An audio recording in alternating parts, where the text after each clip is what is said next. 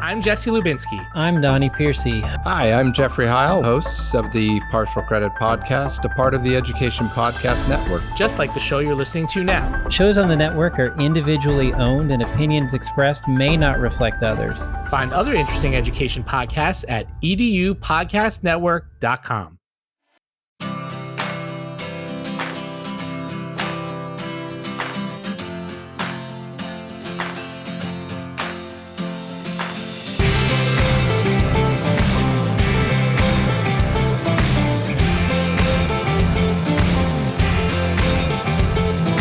Thanks for listening to the Tech Tools for Teachers podcast, where each week we talk about a free piece or two of technology that you can use in your classroom. I'm your host, Shanna Martin. I'm a middle school teacher, technology, and instructional coach for my district. And I'm her producer and husband, Fuzz Martin. I don't have a pun this week, but I just have to say that I'm warning you in advance. I am going to be distracted by this tool, which I have only played with for about 3 minutes, and I love it dearly.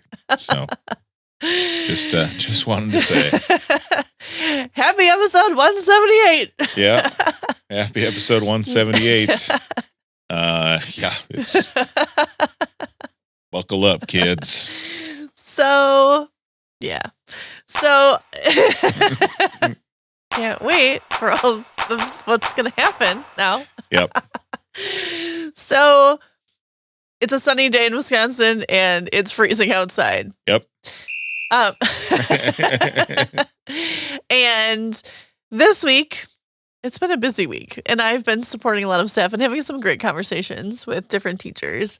And I was at Ed Camp last week, and I got to talk to a bunch of teachers there. Anyway, so it's been in my brain for a while now, as I've been talking to more and more music teachers, new music teachers that have been teaching for 20 plus years, fresh out of college music teachers and their mentors. And music education has changed a lot over time. It depends on the district you're in. It depends on the funding you have. And some teachers focus on music theory and some focus on performance. And there's different standards. There's all these different pieces. And so I appreciate hearing all of the different viewpoints because really, I mean, music is an art and there's a way to create music and be a part of it. And it's so good for our kids. And so I've been putzing around with some music tools because I love to share, like, I understand when you're in band and you have live performance and you have all these pieces, but sometimes there's a sub in the room, or sometimes you want kids to practice creating their own music. And so while this week's tool is music focused, it really can be used in any classroom. And it's a fun one. I will preface this one probably middle school, high school, because there's a lot of little pieces to it. You could definitely have elementary kids like test this one out on the smartboard and see what you come up with. But there's just a lot of like little intricate pieces. I would suggest headphones for this one. As you can tell, Buzz is already totally engaged in this and not paying attention to me at all because he is making music. I'm paying attention. So it's really fun and it's engaging. And right off the bat, you can use it. So that's what I love about this tool is you can just share this with your kids and they can start creating instantly. It is free and it is fun. So it is called onlinesequencer.net. So just onlinesequencer.net. Online sequencer. Oh my goodness. So it is straightforward music creation. Yep. So you get your soundboard basically, and there's lots of different pieces to it. So you can title it, put in your title. There's a little pencil for drawing. When you're drawing, that's when you're creating the music. There's a select all button. There's an erase button. And then you have your instrument and you can choose your instruments and layer the sound, which is really cool. So if you start like with, let's talk the grand piano. On the left-hand side, it's going to give you all of the different letters. So, A, B, C, D, E, F, G. So you can see like what piano key you would be playing. It's also helpful if you read across the bottom of the screen that it will tell you like you can be writing music in C major, or you can write music in G major or F sharp minor, or you can pick and choose, which is great to have a key guide on there, especially for kids as they're learning music and making sure they're applying like their knowledge and learning new things. And you can make adjustments to what you want your grid to look like and the time signature. So if you want 4/4 time versus 2/4 time, which is also a great lesson in music and teaching our kids those things. And there is an option to add an audio track, which I thought was really cool. Oh, cool. In the end, though, when you go to save it, because you can save and export these MP3s, which is fantastic. That is cool. It will not save the audio track, which is helpful because then like you're not plagiarizing anybody else's songs or music. So the audio can be there as like to guide your sequence, but it will not save and transcribe into your song. So that's just something to note, but that's very helpful to put that audio sequence in there. So, and then you just layer your music, you start playing your keys, and then you can add, all right, I got some grand piano in there. I'm going to shift over to my electric drum kit. And then on the left-hand side, it'll change. So then I can see like what instrument I'm going to be playing. Am I playing a cymbal? Am I playing a low tom? Am I playing a kick drum? Because we love a good kick drum. Yeah. You can build that into there. And you just layer your different instruments. Whoop. That didn't sound like I thought it was going to sound. You can layer your different instruments into your music. So then I'm going to like put some electric guitar in there. It loads the electric guitar. I'm going to play that into my song. And it loads into their different colors so you can see across your screen. It's also super helpful if you're back along the top. There's like the little cloud, which is your save button. But if you look at like the square-ish one, it gives you full screen because there are ads on this site. So it gets rid of those ads while you're creating your music. Yep. And you can see full screen. You've got all the different instruments there and you can just create and create, create. And when you feel good about it, I don't right now, but I'm going to hit play anyway. There's a little triangle left-hand side of the screen. And it will play your song for you so you can create and play. And I found, because I actually made a little link to like a drum, I prefer percussion. When you're laying out the drum piece, like I just kept playing and you can add in while it's playing. Oh, cool. So you can like hear it and add in your instruments and what you want for your like your drum beats and stuff in the background. Yep. And you can build a whole song together all within this space. And there's a little erase button. So if you don't like it, you can just highlight and just erase what you had before. You can constantly play back and add and layer your music into there to like learn about the different notes. And like, as you pointed out, how the different things sound. It's really cool. They have a little spot that says like show options, and you can lock different instruments or unlock different instruments depending on what you want allowed like within your song creation. You can copy over parts. You can copy and paste. How you doing over there? I'm fine. How are you? Great. And there's just so many cool ways to create and build songs and music and understand even like just how percussion works. And it's kind of cool because when you're putting in percussion instruments, even within like if I choose what I picked before, the electric drum kit, it's not just the drum it's going to give me. So it will give me the cymbals. It will give me the xylophone, all the different, like it's not just one instrument, which is kind of cool. Like it gives you everything and you can build on that sound in the background. There are tons of tools that you can play on here. I mean, instruments that you can play, like 7 different pianos, 5 different drum kits. Actually, there's more than that. There's MIDI drums and there's classic drums. They've got guitars, just, I don't know, 15 of them. Yep. They have orchestra instruments, so you can go from French horn to trombone to concert harp. Yep, that's really cool. To the church organ.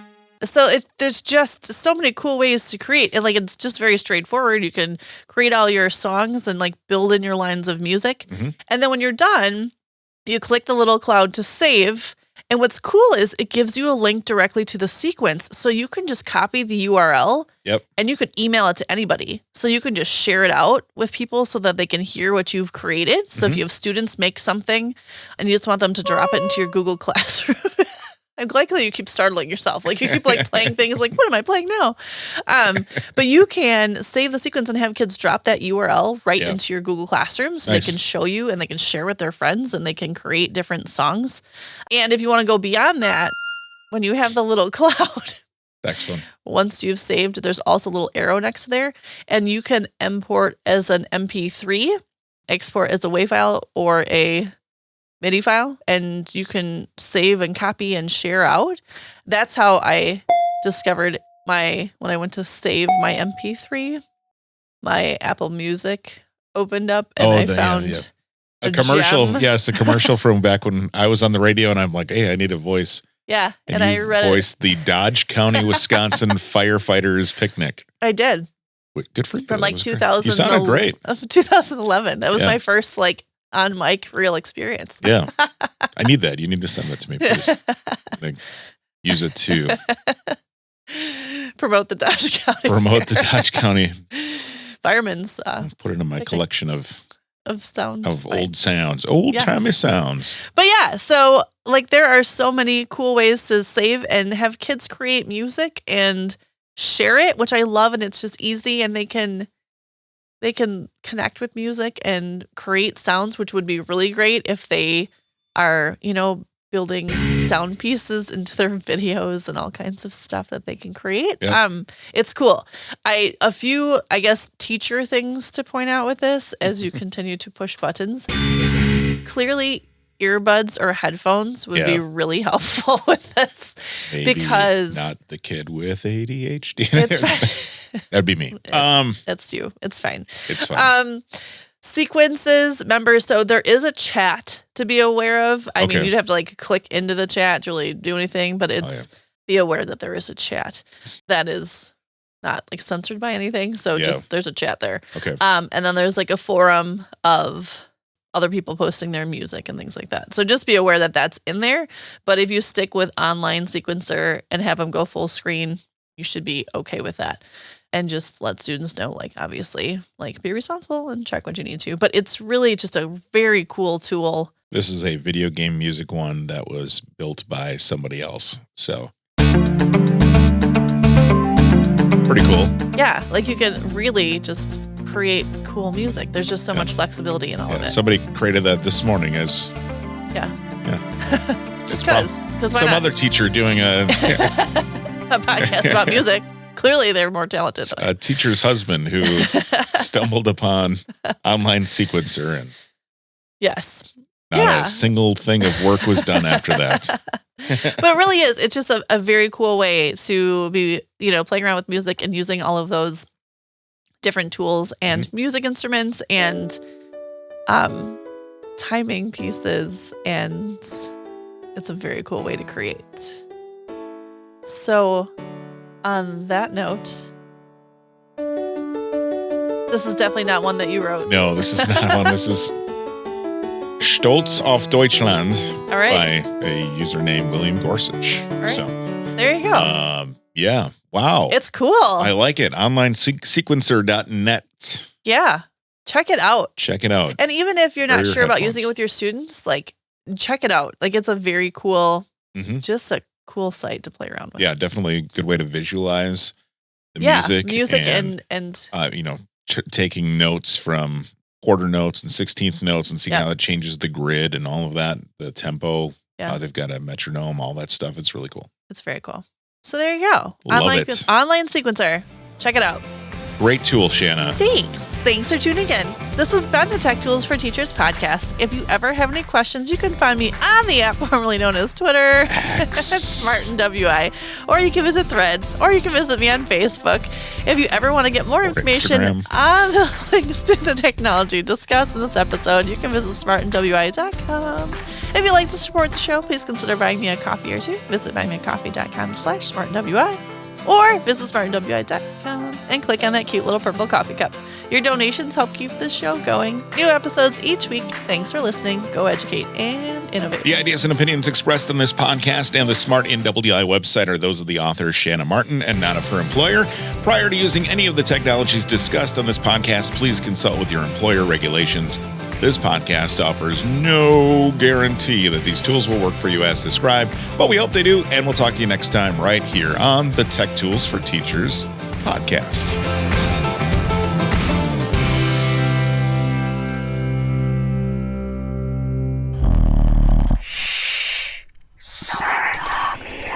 Join the 113th Dodge County Firefighters Celebration, hosted by the Iron Ridge Fire Department. Today, there's a co-ed volleyball tournament, a horseshoe tournament,